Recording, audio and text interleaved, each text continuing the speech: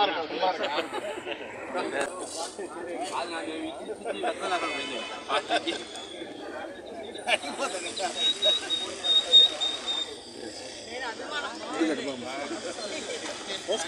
మనకి ఈ పక్క కూర్చోబెడితే ఈ పక్క వస్తాయి.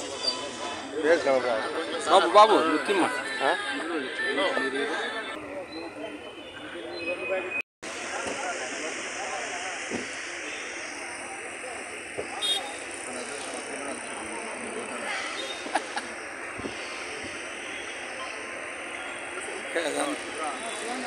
ఖాళీ లేకుండా చూడు.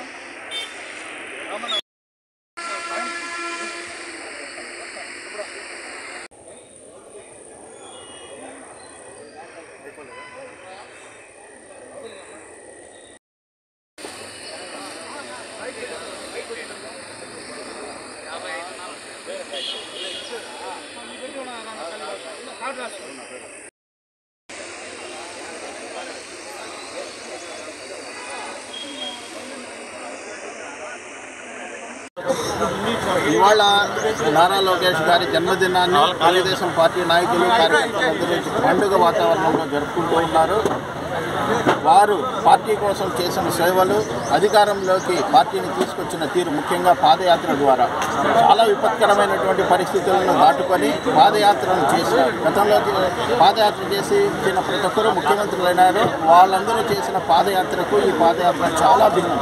అడుగడుగున ఆటంకాలు, అవాంతరాలు ఉన్నా కానీ తెలుగుదేశం పార్టీ నిర్వీర్యం చేయాలన్నటువంటి దృఢ సంకల్పంతో ఉన్నటువంటి వైఎస్ఆర్ పార్టీ యొక్క ఎత్తులను చిత్తు చేస్తూ ఇవాళ వారు పాదయాత్ర చేసి తెలుగుదేశం పార్టీ నాయకులకి, కార్యకర్తలను తిరిగి రంగంలోకి ఎన్నికలకు సిద్ధం చేయడంతో పాటు ఆంధ్ర రాష్ట్ర ప్రజలకి మేమున్నాము, మీకు భవిష్యత్తునిస్తాము, ఈ అరాచక పాలన నుంచి రాష్ట్రాన్ని బయటకు వేస్తున్నాము అన్నటువంటి ధైర్యాన్ని ఇచ్చి ఆ రోజు ఆయన చేసినటువంటి సాహసమైనటువంటి పాదయాత్ర నభూతో నా భవిష్యత్తు అంటూ దేశంలో ఎక్కడా లేనటువంటి మెజారిటీని ఈ రాష్ట్ర ప్రజలు వారి స్ఫూర్తితో వారి యొక్క కష్టానికి ఫలితంగా ఇవాళ ఆంధ్రప్రదేశ్ రాష్ట్ర ప్రజలు ఇవ్వడం జరిగింది.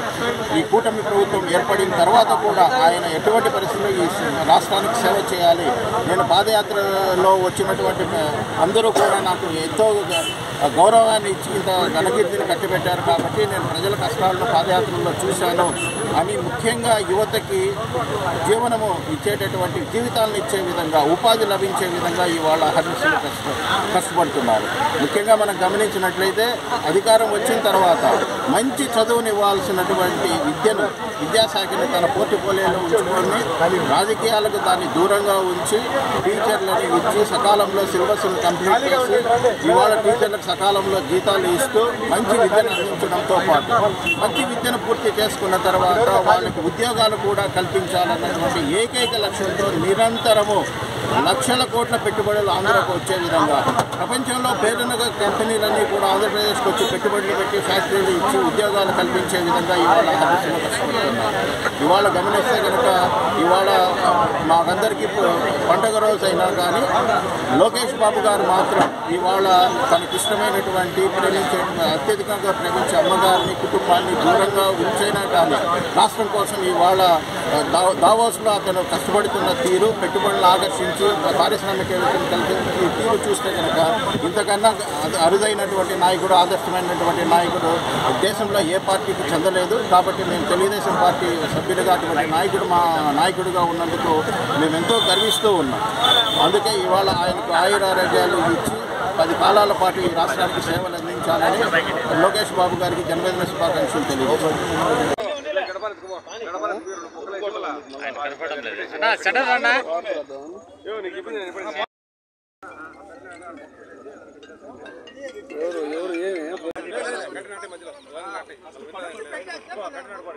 పంపిస్తాను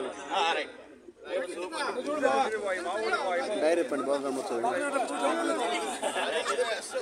జై లోకేష్ బాబు, జై లోకేష్ బాబు, జై తెలుగుదేశం, జై తెలుగుదేశం, చంద్రబాబు నాయకత్వం.